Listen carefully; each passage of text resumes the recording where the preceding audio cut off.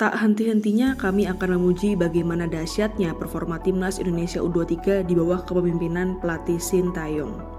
Pelatih asal Korea Selatan itu berhasil membuat Garuda Muda yang awalnya bukan unggulan dalam gelaran Piala AFC U23 ini menjadi tim yang tidak bisa dianggap remeh oleh setiap lawan-lawannya. Kekalahan 2-0 dari Timnas Uzbekistan U23 yang diwarnai dengan sejumlah keputusan kontroversial wasit dan VAR memang merugikan dan mengecewakan bagi skuad Garuda Muda, Sintayong, maupun seluruh rakyat Indonesia. Yuk, simak ulasan bagaimana perjalanan Garuda Muda di Piala AFC U23 ini. Sebelum menyaksikan video ini lebih lanjut, jangan lupa like, komen, subscribe, dan share ke teman-teman kalian ya.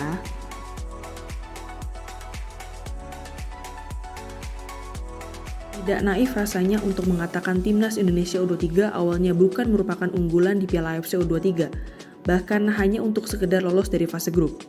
Berada di grup A, Timnas Indonesia U23 harus bersaing ketat dengan Timnas Qatar U23 yang merupakan tuan rumah Piala AFC U23, Timnas Australia U23, dan Timnas Yordania U23. Kan jika mengacu pada ranking FIFA, Timnas Indonesia berada di peringkat ke-134. Peringkat itu terpaut sangat jauh dengan Timnas Australia yang berada di peringkat ke-24, Timnas Qatar yang berada di peringkat ke-34, dan Timnas Yordania yang berada di peringkat ke-71.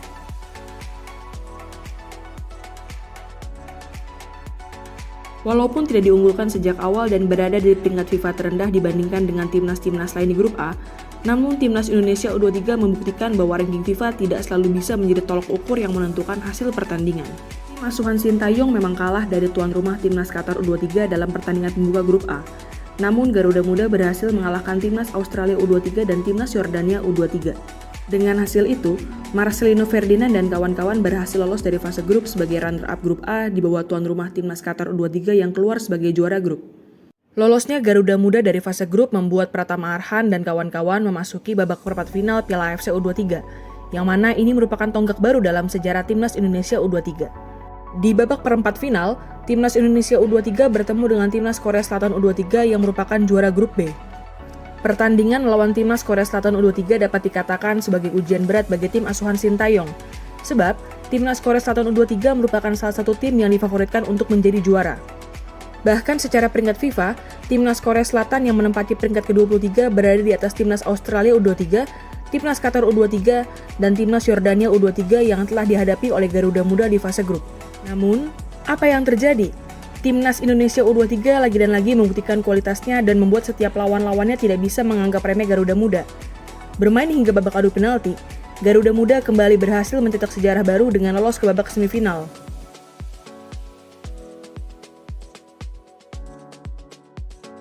Timnas Indonesia U23 kembali menghadapi ujian berat di babak semifinal dengan bertemu Timnas Uzbekistan U23 yang berhasil menyingkirkan Timnas Arab Saudi U23. Pertandingan melawan Timnas Uzbekistan U23 sama sekali tidak akan menjadi pertandingan yang mudah bagi Garuda Muda. Timnas Uzbekistan U23 adalah juara Piala AFC U23 di tahun 2018 dan runner-up Piala AFC U23 di tahun 2022. Tak sebatas sejarah, Timnas Uzbekistan U23 juga memiliki ketahanan fisik dan stamina yang berada di atas Timnas Indonesia U23. Statistik di atas kertas yang tidak mengunggulkan Justin Hubner dan kawan-kawan untuk lolos ke partai puncak benar-benar terjadi dalam pertandingan ini. Timnas Indonesia U23 gagal meraih tiket ke final Piala AFC U23 setelah kalah 2-0 dari Timnas Uzbekistan U23 di babak semifinal. Pada pertandingan yang digelar di Stadion Abdullah bin Khalifa itu, gol dari Kusai Norkaev dan gol bunuh diri dari Pratama Arhan mengubur mimpi Garuda Muda untuk mengangkat trofi Piala AFC U23.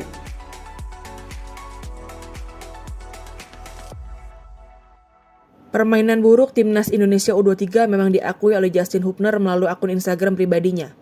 Namun kekalahan Garuda Muda dari Timnas Uzbekistan U23 juga disertai dengan keputusan wasit dan VAR yang merugikan anak asuh Sintayong. Setidaknya ada 3 keputusan wasit dan VAR dalam pertandingan Timnas Indonesia U23 melawan Timnas Uzbekistan U23 yang merugikan Garuda Muda. Pertama, wasit memutuskan untuk tidak memberikan penalti bagi Timnas Indonesia U23 setelah Witan Sulaiman dilanggar di tepi kotak penalti. Bahkan setelah melakukan pengecekan VAR, wasit juga tidak memberikan tendangan bebas untuk Garuda Muda sebagai akibat dari pelanggaran itu. Kedua, wasit menganulir gol Muhammad Ferrari pada menit ke-61 karena ada potensi offside dalam prosesnya. Wasit kemudian melakukan pengecekan VAR dan memutuskan untuk menganulir gol dari bek asal Persija itu karena rekaman VAR menunjukkan Ramadan Sananta berada dalam posisi offside. Kontroversi terakhir adalah saat wasit memutuskan untuk memberikan kartu merah kepada Rizky Ridho di menit ke-84 setelah melakukan pengecekan VAR. Kapten Timnas Indonesia U23 itu dianggap melakukan pelanggaran keras terhadap pemain Timnas Uzbekistan U23. Rizky Ridho yang berposisi sebagai bek memiliki naluri untuk menyapu bola dari pemain Timnas Uzbekistan U23. Namun kakinya menghantam paha pemain Timnas Uzbekistan U23 yang membuat ia diganjar kartu merah.